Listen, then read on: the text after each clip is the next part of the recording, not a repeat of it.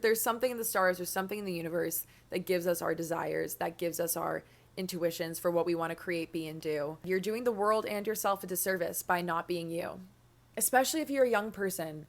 Just imagine you're on your deathbed one day and you're saying to yourself, fuck, I wish I just allowed myself to be me. I wasn't quite sure what I wanted to talk about in my podcast episode this evening, and so I just started writing down the things that have been on my mind as of the past 48 hours, and all of them really pertained to authenticity, being yourself, expressing yourself, just allowing yourself to be you, breaking free of the chains you put yourself in when you try to fit into someone else's mold for you, or you try to be someone that you're not actually at your core. Or simultaneously, when you dim parts of yourself that are super central to who you are. Crazy how that's such a normalized way of being for us, and how freeing it is when you let go of that. I didn't really know how I wanted to expand on it, but I did know that I have had a lot of growth in this area in the past 6 months, and I'm the happiest I've been in ages because I've been really diligent about how I spend my time, and that I'm really trying to ensure all the things I do, all the activities I take part in, the people I spend time with, the things I put effort towards feel like they are central to who I am and my core being, such as my developing YouTube channel. I started looking back on journal entries from the summer when I was spending a lot of time alone, just thinking about the person I wanted to be coming into the school year. The first page I flipped to had this quote that really stuck out to me. Denial is a momentary cure and a long-term curse. Dad and Mom are strong. I think about their strengths and weaknesses often. Why is Mom so wonderfully stubborn? What made her so determined, so morally driven, so apt to live by what she believes? Was it the day I was born? Was it the responsibility of children? Is it that she's an artist? That she sees the world in colors, feelings, emotions, therefore freeing herself from the cage of rules, rationale, and standards? What was the day Dad became exceptional? What observation led him down a path of determination to write his own story from scratch? Was it destiny? Do I hold something he did as the oldest child? I feel teary. I'm listening to Joni Mitchell and have been since I got to the airport. I only have a taste for her and the Colin and Samir podcast these days. The guitar and her soft voice going up and down octaves as she tells dreamy, dusty stories of her travels elevates me. And then I talk about this man I was sitting next to on the plane, and I say, I wonder what his story is. He's sitting here next to me with no book, no show, nothing. I looked over when he was holding a phone before, and there was a picture of him and his wife. She was beautiful. I wonder what their story is. I want to talk to him. I'm building up the courage. Is everyone as curious about strangers as I am? I find the same part of me that wants to talk to strangers is the one that makes YouTube videos. Joni is singing the song in Love Actually when what's-her-name realizes her husband is cheating on her, and she plays the pathetic Joni Mitchell album he bought her in the same shopping trip he bought a necklace for that skinny brunette whore. It's such a raw moment. She says Joni taught her how to love, and there she was, heartbroken, listening to Joni sing. Quote, I really don't know love at all, unquote. I want to feel love in more ways. Yes, to fall in love, but also to let go of the sour taste in my mouth that I've had towards others and forgive first. If I'm going to see people's flaws, quote unquote, immediately, I must then also forgive them immediately. Then I have the truth, and I have opened us up for love and connection, and I have let down my guard, which is the bravest thing to do. Skip ahead. I wrote for a long time. This one's like 6 pages long. I talk about this creator, Tejas Haller, that I love, and I said, I went back on the page of the creator who made the Attractiveness series, and his first 10 to 20 videos all had under 1,000 views, and he actually seems very similar to me. He studied business, he makes blockbuster-like videos that are reflections of his curiosity about the world. He's New York-based and clearly in love with YouTube, with a dream. It was evidence to keep going. I'm a YouTuber, I'm an older sister, I'm a friend, I'm a daughter, I'm determined, I'm not half-assing it, and I'm going somewhere. Emmy. I then met the YouTuber I talk about there on the streets of New York City, serendipitously, a month after I wrote that. That quote, "Denial is a momentary cure and a long-term curse," really stuck out to me, I think, because I think a lot of the time we deny who we are and the type of person we want to be so that we can feel more comfortable blending in with groups of people or certain situations in the moment. But then you have to live with yourself when you go to bed at night and you know that you're not being authentic to who you are. It's just crazy to me because I feel like I witness this at my school all the time. Like, I'm just walking around and I see so many people trying to be like everyone else, and it's just so sad. And they're probably the same people who are shitting on the people who are putting themselves out there and being authentic because they're resentful of the fact that they have the balls to do that. The first step is coming to terms with the fact that you've been denying who you are. Who am I? Who is the person I want to be? I kind of half did this summer, but this is an exercise I probably should do again after I film this, which is like just sitting down and writing out, who am I? Because I think a lot of us don't actually stop to even think that. We're just kind of going about our day. And you do have like a sort of dictionary definition of who you are. And that drives how you operate day in and day out, whether you realize it or not. We can control this definition. We simply just act like the person that we believe that we are. And the only difference between your highest version of yourself and the person you want to be and the person you are right now is taking the action to be that person.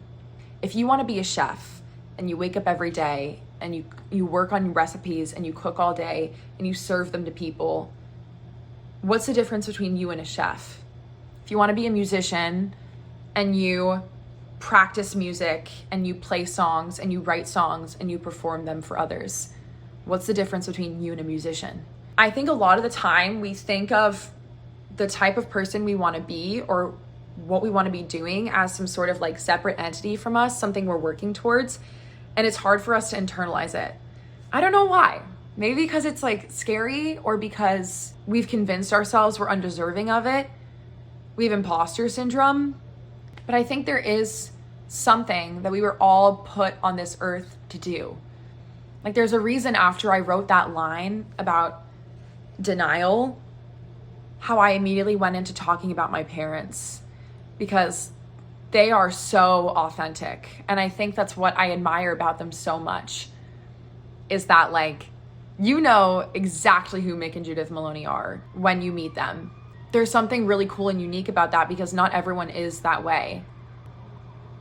I just realized that I've been filming this whole thing without a mic so far.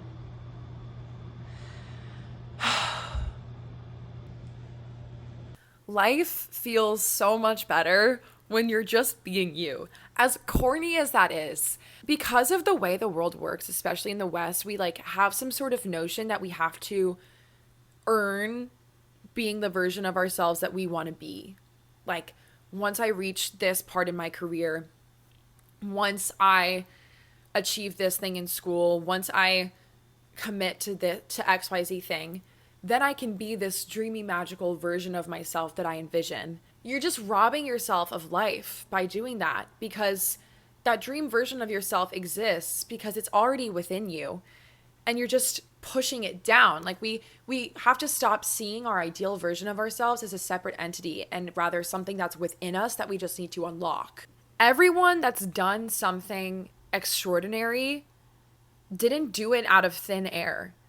They did it out of tapping into some version of themselves that already existed, that they just needed to listen to and take into action. Like, David Goggins is the most extreme example, but it's like, when David Goggins was an overweight exterminator who was like practically broke, the guy that we know him as right now was inside of him. He was inside of that guy, that overweight, broke exterminator guy. He just hadn't been expressed yet. And like, I'm still really working towards the person I want to be, but I have so much momentum right now, and I'm making so much progress. And it's because I was making journal entries like that one where I was able to sit down and say, I'm not going to deny who I want to be anymore. I know what I want to be. And that is what the first step is. it then plays out into everything else in your life. Like, since I've started doing this, the people I'm spending my time with have shifted. The places I put my energy in have shifted. I've stopped worrying about stupid little things because they aren't important in the grand scheme of things anymore, because I'm so directed towards what I want to be doing, my goals. You just have this new zest and energy for life when you're expressing yourself and when you're aligned with what you want to do. Like, recently, my work ethic has been spectacular. And I've been like, what is this? And I used to always blame other things, be like, oh, I'm just a person who needs 8 hours of sleep. I'm just a person who needs to work out at least 4 times a week. I can't function when I'm in my luteal phase. Like, I'm just so tired when I'm in my luteal phase. I'm just a person who needs this. I'm homesick. Like, da da da da da da. So many fucking excuses for why my energy was so drained all the time. And in retrospect, my energy has been drained all the time for the past 3 years because I've been putting it in places that aren't aligned with who I am and what I want to be doing. When you're working hard towards something that you really truly believe in and really feels central to who you are, that energy is just a renewable source. It's not going to run out. It's like how you know when you're right for a person, because if you when you spend time with them, you leave the hangout feeling more energized, versus when you spend time with someone else who you know is not right for you, because you leave the hangout just feeling completely drained after. Our body is giving us signals all the time for whether or not we're going in the right direction, and it's just about tapping into it. And I think there's something really beautiful about being able to sit down and actually conceptualize who you are and what you want to do, not to so far of an extent that you kind of over meta analyze who you are and it stops you from just like living your life. But at the same time, I don't think enough young people have done this, like actually sat down and said, who am I and what do I want to do with my life? And I think a part of us always knows. It's really easy for it to become habitual to ignore that voice in your head that says, do you really want to hang out with that person? Do you really want to do this major? Do you really want to pursue that career? Like, what about that art project you were interested in? What about that, like that piece of music that spoke to you? What about that person who you've been kind of like eyeing, who seems like they would be a really cool addition to your life, but they're outside of your typical friend group? What about that career that's scarier, but more exciting for you? Maybe I should find a recent journal entry to see if we can find a difference in my tone after I've been doing these things. Well, this one is like super obviously a development, but this was last Thursday. Tonight, on my walk home from my friend's place, I realized how happy I would have been 3 months ago to hear where I'm at now. Even 9 months ago. Actually, especially a year ago. It's as simple as knowing what I want and going after it. I'm tapping into the ideal version of myself, and it's so freeing. Dare I say, I'm having fun and working hard. I've just felt freer to be myself recently in every way. Life is simply exciting if I make it exciting. I'm a creator. Right now I'm focused on letting go of the old and letting in the new. I'm really excited. Like, that's so huge. I also think it's interesting that in that original journal entry, I started going into the concept of love and being in love and having more love for the world and the people around me. I touched on this in my last episode, but I think it's like, if you're hurt in any capacity, or you lose trust in others in any capacity, or something just gets you really down, it's really, really easy for your first response to everything to be just immediate judgment and hesitation. And I was mentioning this to my friend the other night. She was like, yeah, that's trauma. And I guess you never really like to think about something you've been through as like, oh, I'm traumatized. But I guess in a way, yeah, I have been operating in a traumatized manner as a result of some bullshit I went through in high school. It's been so freeing for me to make the decision to instead approach life with love. And it's not an easy thing to do. But I think it's the right thing to do. I think there's a reason every major religion centers around this idea that love should come first. And that doesn't just mean with others. That does mean for yourself. We talk about self-love on the internet, I don't think in the right way. I don't think in the right way. I think it's a very fabricated, surface level form of self love. We need to find out the ways that we can like fall in love with who we are at our core. That doesn't come in the form of a journal entry.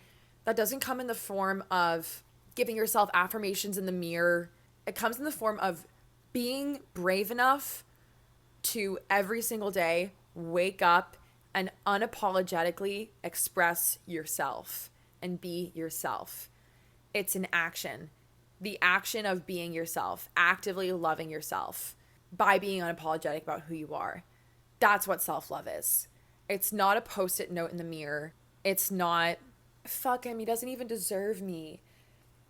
It's not an Instagram post. It's not refusing to wear makeup or like refusing to like do certain things, be with certain people. It's an all day, every day, constant effort to craft your life in alignment with who you feel you are at your core. And in order to do that, you have to do the work to define who you are at your core. And maybe you have a working definition of that. And the only way to better understand it is to take risks and do the things that are scary and go about your life being authentic. Like uploading on YouTube used to be the scariest thing for me. And now I look forward to it every single day. And my life is just baseline better because I'm making these videos. Especially if you're a young person. Just imagine you're on your deathbed one day and you're saying to yourself, fuck, I wish I just allowed myself to be me. That is terrifying. I think that's all I have for today. This is a short one, but take this as a reminder to just be you. What's something that you've been wanting to do for the past 2 years and you just haven't because you haven't tried it yet? It's maybe like a little scary and weird, but you can't get it out of your head. It's there for a reason. There's something in the stars, there's something in the universe that gives us our desires, that gives us our intuitions for what we want to create, be, and do. And you're doing the world and yourself a disservice by not being you. You weren't put on this earth to be someone else. You're put on this earth to be you. As corny as that is, that's the note I'm ending on. All right. Love you. Bye.